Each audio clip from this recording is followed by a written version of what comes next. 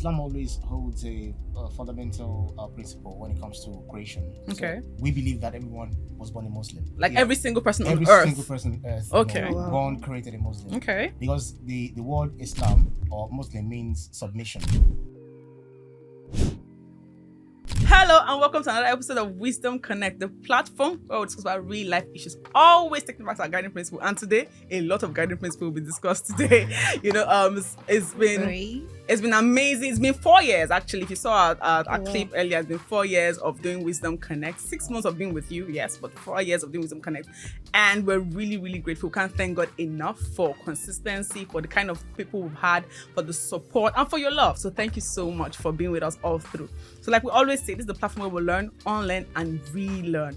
We believe that no one's an island and we can always learn from every single person. And today's conversation is one of those, right? In today's conversation, we're not trying to find out who is right or wrong. We're not trying to disagree to agree. Nah. We're just trying to understand from different people's perspective, different religion, and knowing how we can all love ourselves, and coexist and cohabitate together without everything happening. Don't worry, I won't go ahead of myself. You have so much to hear in today's conversation. So before I go ahead, I would like to introduce my guests, but instead they would introduce themselves and they'll tell us their name, their faith, and of course, what is something that religion has taught them about kindness and love? Because you know what? This is Christmas season and it's all about love, as you can see. I look Christmassy, right? Okay, guys, let's go ahead. So my first guest right in front of me. So please tell me your name, your faith, and what your religion has taught you about kindness and love. Hello, everyone. Hi. My name is Openness Shemjobi. I am Catholic. Okay. And my religion has taught me that community brings together love. Yeah. Amazing. Thank you so much, Ope. Yeah. Community brings together love. Deep, don't worry. So much to learn in today's conversation, I tell you. So my next guest, just right by her side. So I wouldn't want to call his name, so he will tell us his name. So what's your name, sir? Well, I'm Ibrahim. Okay, sir. I'm a broadcast journalist. Okay. And I'm a Muslim. I do call myself a student of knowledge. I'm not a scholar. Okay. For you to be a scholar, then you must have read to a very great level. Okay. Yeah. So what has your religion taught you about kindness and love? Well, my religion is actually, it starts and ends with kindness and love and mercy, because we believe that the Creator, Allah subhanahu wa ta'ala, is He created us out of mercy. Okay. So we are supposed to deal with ourselves, regardless of faith, religion, out of mercy and kindness. Wow. So Muslim all about kindness and mercy. Interesting. Thank you so much for that, Ibrahim. My next guest just right beside Ibrahim. So please would you introduce yourself and tell us your faith and then what your faith has taught you about kindness and love. Okay, my name is Bola Joko. Hi, Bola Joko. Yeah. So I'm a Celestian. Yeah, I'm a Celestial. It's the Celestial Church of Christ. Okay. And I can say that my church has taught me togetherness. Yeah, unity. We're very big on unity, love. So very big on unity and love. So I can say Celestial has taught me to bring people together, show love to each other. Interesting. So I think I like what Bolajoko said, because very similar to what Okpe said, which is community and then unity. And interesting. Of course. And the last guest for today, so tell me, what is your name? Second time on the show, and of course you guys remember him, right? And then what has your religion taught you about kindness and love? And then also tell us what you represent, your faith and all as well. Well, my name is Nelson Heta. Okay. I'm a Christian. Yeah, it's Sorry, very simple. when you say Christian, because she's Catholic and that's Christian. She's Celestial and that's also Christian. So what do you mean by Christian? I'm a believer who believes in the Bible. Well, believers, right? I don't know about you. Okay. All right, go ahead. Okay. But I'm a Christian. I guess we're talking about denominations as the case may be. Yeah. I worship with Dominion City. Okay. But what does I'm a that Christian. fall under? It doesn't fall under any other thing than Christianity. Oh, okay. I thought you called that Pentecostal, or it's not that? Well, maybe we'll get to that part, in the later of our conversation. But whether Pentecostalism or Celestial or Catholic, as the case may be, we're all Christians. Right. That definition of belonging is as the church evolved. Okay, before you give us Generation history, to just generation. tell us what your church has taught you about love and Exactly. kindness. So, Okay. but the general thing, I'm a Christian. That's Okay. number one. Okay. The face of Christianity is Christ. Okay. And the Bible says, for God so loved the world that he gave. And so if the foundation of Christianity came from sacrifice, how dare we not know how to love? And so it's, should I use the word? It's normal. That's what we're taught. That's how we grew. That's what we heard. That's what we knew. And so, again, you talked about December, right? The Christmas. Yeah. Hello. What more other exemplification of the word love could be much more so than what we are now? As much as I hear you, Nelson, and it's amazing to hear you say these things, but no, this is the reality of it. We have people that are Christians and still do not express that love that you talk about. As much as you say it comes easy to us. So, but I'm just saying that to respond to your... Maybe there are dimensions or types of love. But at least the general one. All of us they love. All of us supposed to love. Okay. Amazing. So your religion has taught you that, it was better than sacrifice and love, and it should be natural to us as humans. Absolutely. Amazing. It should be a normal thing to love. Normal. If you're a Christian, if you identify yourself as a Christian, you should love naturally normally. And learn how to sacrifice. That's interesting. Right. I like that. Okay, so let's go into today's conversation. So let's just we're starting up. Let's just get to know ourselves and all of that. So quickly. What drew you personally to your faith? I know a couple of us, for instance, maybe we're born into it, but is there... I was going to say that. I was born into it. So it's like a family tradition, a personal encounter, a life experience. Anybody has a different experience to what drew you to that faith? I do have a different experience, to be honest. I was born into Catholicism. My father's parents were Catholics as well. So we just used to follow them to church. We didn't even know if we were Catholics or if we were just going to church. We were just going to church. Up until we could identify objects, identify things, and then they said that we had to go to what's it called? Catechism. We call it catechism. Yes, so we had to go to catechism to learn Catholicism. So that's how I knew that I was Catholic. And that was it for me. So any other person here that was for me, Islam always holds a fundamental principle when it comes to creation. Okay. So we believe that everyone was born a Muslim. Okay. Like every single person on earth. Every single person on earth. Okay. Born created a Muslim. Okay. Because the word Islam or Muslim means submission. Okay. Submission to the total will of your creator. So my God has created me. He created me. No other reason to worship him. So we believe that it is only the parents or any other that actually made the children to be Christians or Jew or idol worshippers. So sorry to cut you in. So if you're saying that Allah, right, created you to be worshippers. So are you saying any other person that is worshiping God is not Muslim? No. To worship the one true being. So if you're worshiping the one true being, then you have to be Muslim. No, not have to be. Like the meaning of Islam means submission. Okay. Literal meaning, literal meaning. Yeah. Okay. The meaning, right? The meaning is Islam meaning submission to the will of your creator. Okay. So we are all created Muslims, meaning that we are created naturally to believe in one true God. Okay. Do you understand? Okay. So that's what it means. And then, of course, the one who has created you, he fashioned this life, he created everything, and then he directed us that this is what you're supposed to do. As you asked at the beginning, to be kind, to be honest, to be just, to mention all of the positive qualities. Right. So for me, my household, or let's say my family, we are like 50-50. Like 50% Christian, 50% Muslim. Okay. So I grew up with my grandmother who was a deaconess. Oh, right? that's we interesting. were all going to church. My younger sister marries a Christian. Oh, okay. Right. Our first female children, they are Christians. Let me cut you. How's that like? How's that like when you come together, a family gathering? How's that like? Like this period, Christmas season. Yeah. So funnily, in my family, when it's Christmas, everyone is marrying. Okay. When it's Ilea, Ram time. I have something similar. Everyone is marrying. Interesting. So we do not distinguish among ourselves. Right. Because the idea is that we're all in submission to God and serving God. Exactly. Amazing. Exactly. So, and then we have different sects. We have those who attend Pastor Idepo's church. Okay. We have those who attend Winners Chapel. Yeah, Winners Chapel. Okay. Christ Embassy, and all of them. But when we see ourselves, we see family. Sorry to butt in. Go ahead. So my mom was born a Muslim. Okay. She married And then she married my dad. And then became a Christian, became a Catholic. So I have cousins who are Muslims. So when it's time for Ilya, I don't beg for meat because I just have So it's only the meat you want. I mean, what I mean is we all come together. I mean, they have events, we're all together, we come together, you know. So as you come in, even as you mentioned events, for instance, my younger sister is getting married, sometime this December.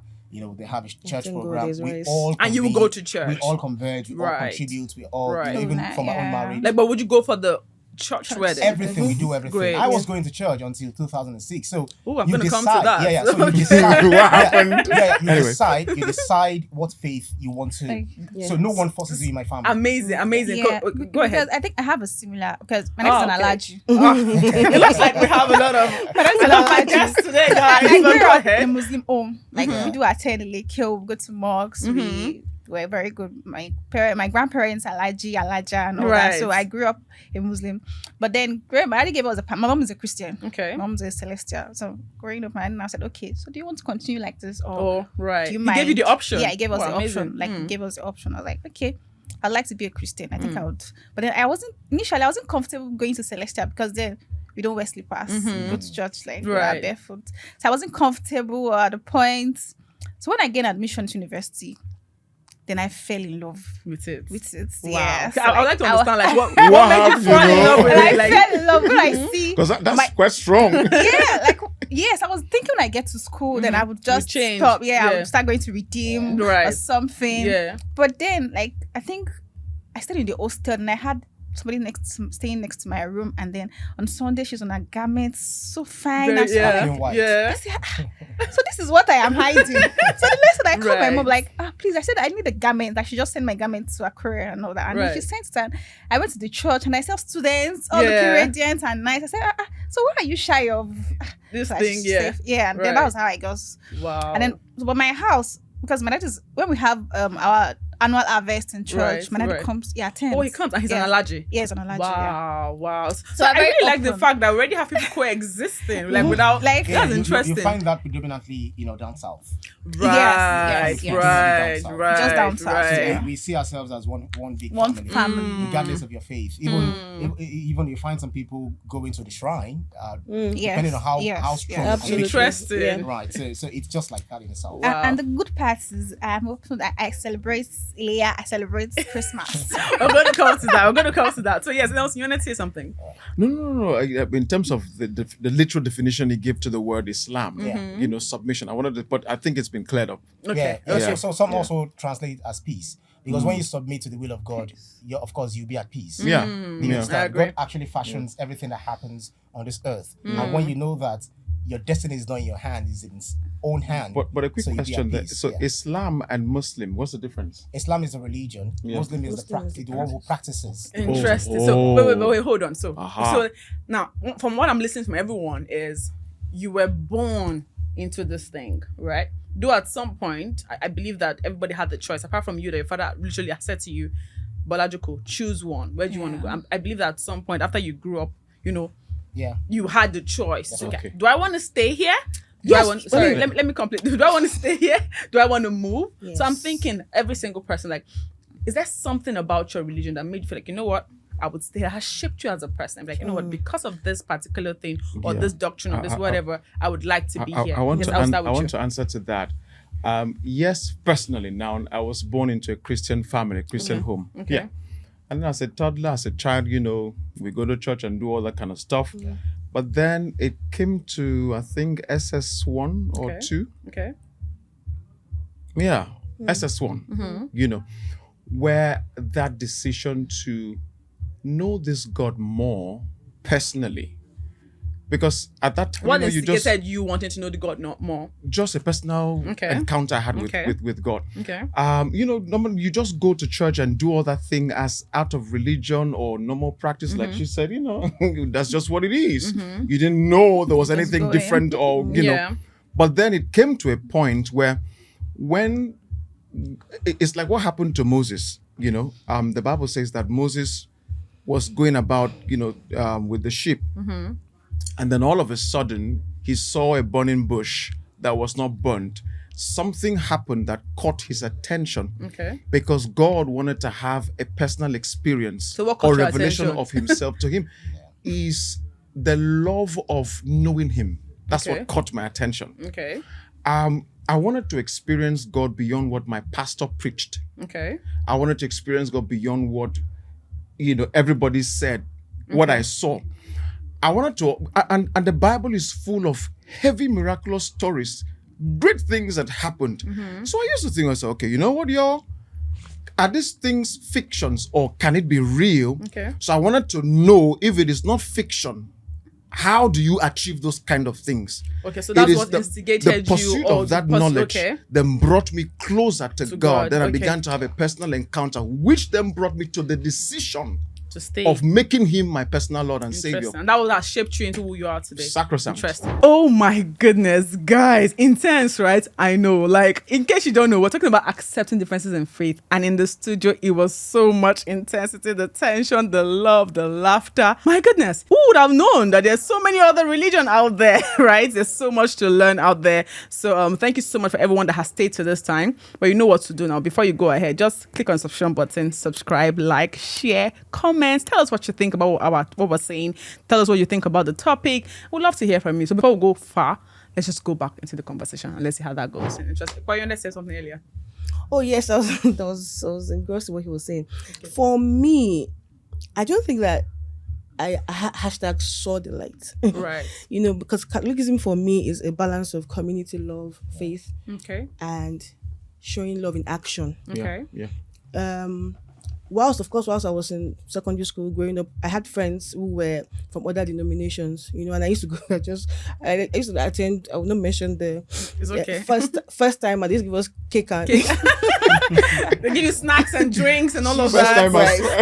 Sorry to digress. I was doing my nails one day, and then the ladies were saying, "Oh, which church go tomorrow?" You say the first time I said, they give us. Can you imagine that? Guys, they still do it. Not be like people do it. Yeah, I shall just go for the food, and they'll say, if I the first time I'm here, stand up. And I will not stand up because I want to stand up next Sunday. But I mean, I don't like noise. A lot of noise just distracts me. I can be in a place of 50 people and they're all making noise, and you just see me by myself and I'll just be there.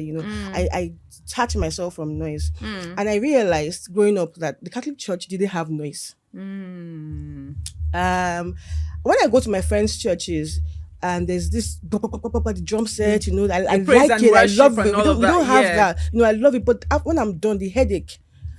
I'm not discriminating. No, but go ahead. Not used to exercise. Not exercise, but the noise. The noise. So anytime I go back, I avoid where the drum set is. I just go and sit in the place. But the thing will still reach me. Everybody, and then I sing. I'm the chorister. I'm a chorister. I'm the choir. And our songs are. They are like Mozart. They're very orchestra hymnaries. So we have them in. Yeah. It was just different from I just said to myself, so the noise was just like, I'd rather stay here. And then I just realized that I didn't fall under peer pressure. In school, where I was staying, I was the only Catholic. Every other person were a certain denomination. And they always pulling me. And I used to go.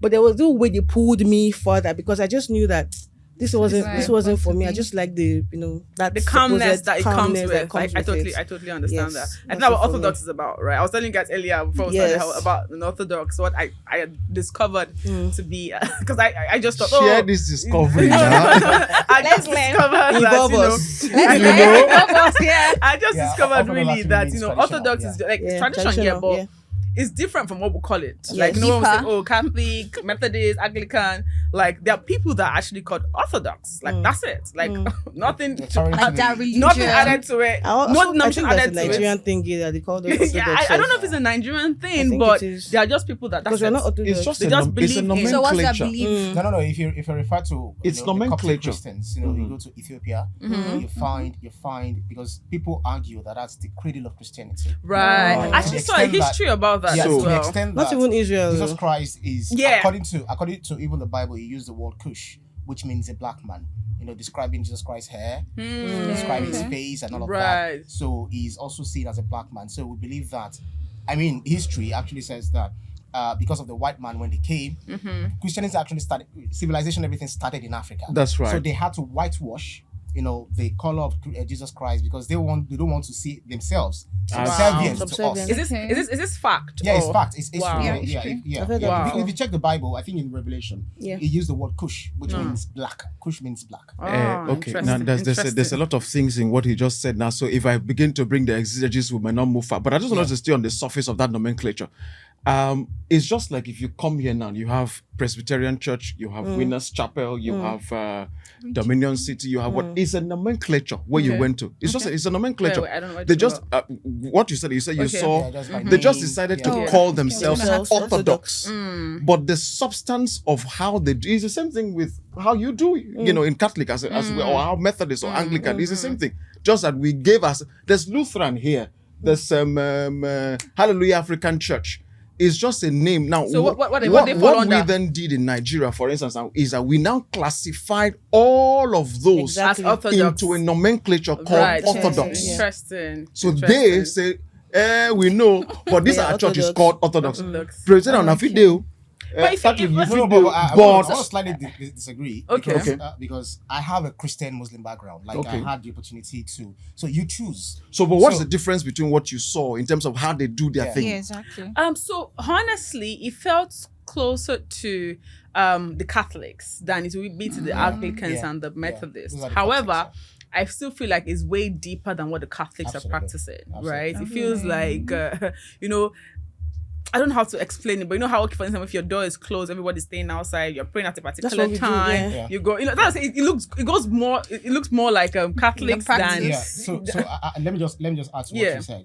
He's right when he said nomenclature, but it goes deeper, as you said. Okay. Because Catholicism, it's completely different. It's even more like the cradle. It's like they don't even of use, they use the Bible, but a different Bible Yeah. entirely. Different So, Yeah. so, so, Different so, Bible. so you have the Canaanites, Right. and then you Yeah. have the Protestants. Okay. What we have much more in Nigeria are the Protestants. Right. Yeah. Who said that Catholicism is not what they want to do?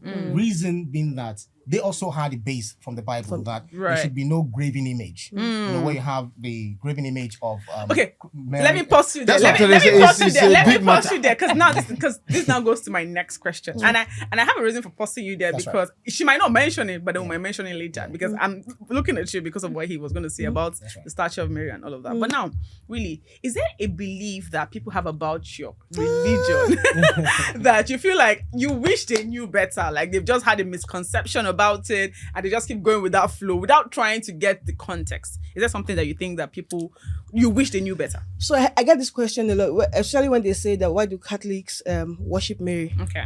Do you worship Mary though? No, we don't. Okay. We ask her to intercede for us. Just Okay. like you have a friend who's a pastor and you say, please pray for me. You believe that that person is probably closer to God. Okay. Please can you pray for me? Please can you? So we ask her and the saints to intercede to God for us. We generally worship God. We believe. So in the Catholic Church, we are made to understand that we are asked how to define God in two ways. Who is God and what is God? Now, who is God? God is our Father in heaven. Now, what is God?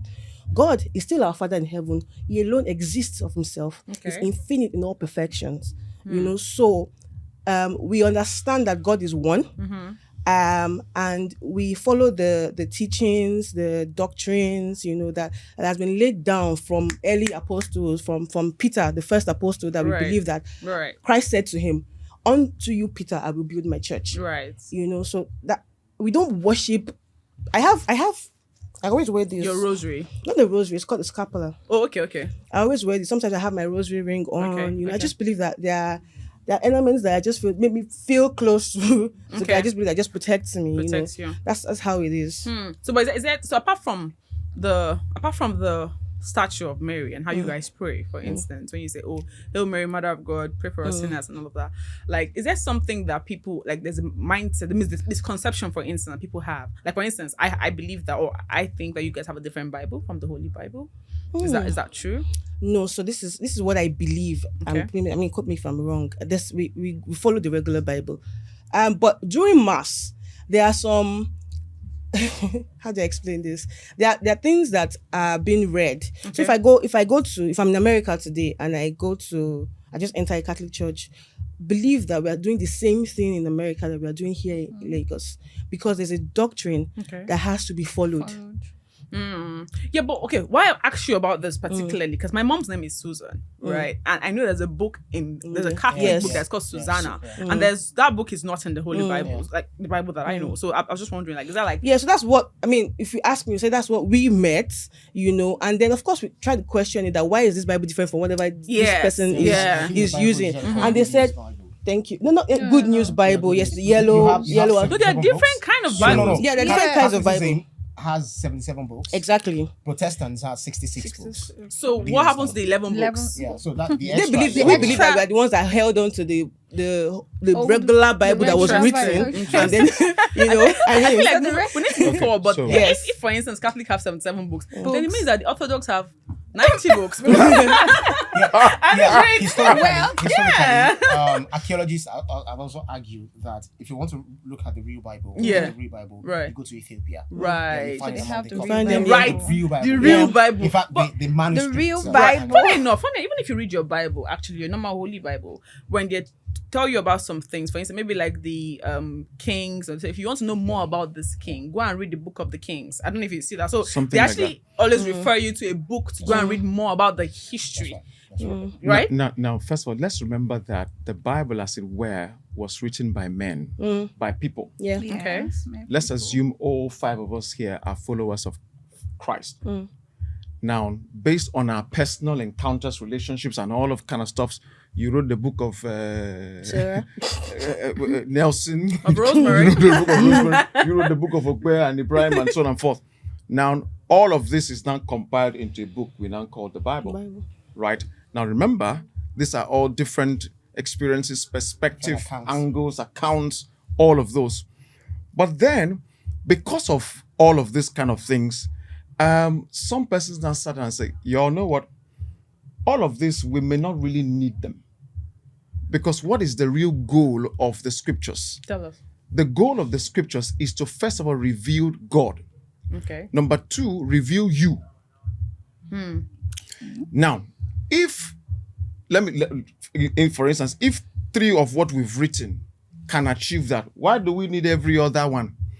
If for some of the things we have written, there are a little bit of question marks or misguidance or misdirections in there, the council now said, I say, you know what, this is okay. Hence, it's not that this 66 books is the only book that was written by the people who followed or who were, but just selections out of that was then made. It doesn't then nullify any other extras. Because in fairness, for instance, the book of Enoch, the book of Jasher, I have them on my phone. It goes a bit further to explain creation. In the beginning, God created the heavens and the earth. Okay, so we'll come back. And then we get out of that. Your history. Wait. I'm trying to bring some balance. Okay. You go to the other thing. It gives you a bit of an explanation of how it was done. This other one just says, made heavens and earth. Bam. Bam. Okay. So, though I have a different opinion. Or not different. I hear you. But maybe to summarize what you were saying, something I heard is the Holy Bible, for instance, leads us directly to the life of Christ. So that's why if you notice things that if you start reading from Genesis, people's lives that is not leading to Christ, you don't hear much about them anymore. It's almost as if it drops off on the way, right? So you're just going straight. So it's like from Adam, you're going down, you're going to Noah. So people that you just hear of them, but the next you don't hear of them anymore because why? They're not leading you to the life of Christ. So that's what I understand the Holy Bible to be. No, it's part of it. That is true. Yeah. All right, so guys, I think it's been an interesting conversation, right? We've been talking about something, we've been learning, I believe. Yeah. You know, if you're still watching us, this is accepting differences in faith. I didn't mention it earlier, right? Forgive me. So that's what we're talking about. And we're hearing from a Catholic, a Muslim, a Celestial, and a Christian. He said he's a Christian. And we are what? So we're hearing from everyone and we're learning. So please join us and keep enjoying this conversation. Now back to you, Ibrahim. I was asking you earlier what shaped you? What part of your religion shaped you or made you decide to choose this path? Because I believe after you grew up and you knew the light, when I say like you know the right thing to do, you're able to say, I would rather stay here than move. So I chose Islam based on my own conviction of reading through all religions, because I didn't really read into Islam, Christianity. I also read into Baha'ism, Judaism. What is Baha'ism? I'm hearing about it first time. Baha'ism is another sect, another kind of religion. Right. I think it's somewhere around the Asian continent, in Iraq or kind of a place. Right. There's also Hinduism. Yeah, okay, I know that. Yeah. There's also Zoroastrianism. You can that big. Just Last. Yeah. So I took interest in religion. I read into so many religions. Right. But one thing is that all religions are actually preaching towards knowing one true God. Yes. Right. Absolutely. But the reason I chose Islam is because it actually works with logic. Okay. Because the Quran will always ask you, don't you use your brain? Can't you ask questions? Do you understand? Can't you do research? Travel through the earth and see how Allah has created or originated the heavens and the earth. So it's always challenging you to ask questions. So it's not that it's based on dogma. Okay, let me cut you for a bit, because based on this statement that you made, I remember someone saying to me that in the Quran, I haven't read the Quran, right? But in the Quran, it's written there that if you are stuck and you don't know the way forward, go to the people that wrote the books. And the books I heard that he said was the Bible. How true is that? So the Quran, Islam actually respects people of other faiths. Okay. And it categorizes Christians and the Jews as the people of the book. That's a respectful way of referring to, because we believe in all of the prophets. Start from Adam, Moses, Israel. I'm going to take this conversation to a different level. Oh my God, guys. What a conversation we had. There is no better way to end this year than to have such conversation. Looking at all the things that's happening in the world today, I tell you, there is nothing we can do without love. And like we all said here, like our guest mentioned, love is the ultimate. Love is the most important thing, the most important value that we can all have as humans. So please, as you go ahead celebrating Christmas and doing all the things you have to do, always remember that love should lead you. Let love lead you in your decisions, in things that you do, in things that you say. So until I come back your way, this is Rosemary, but don't forget to like, subscribe, and share, and grow our platform. God bless you and see you soon.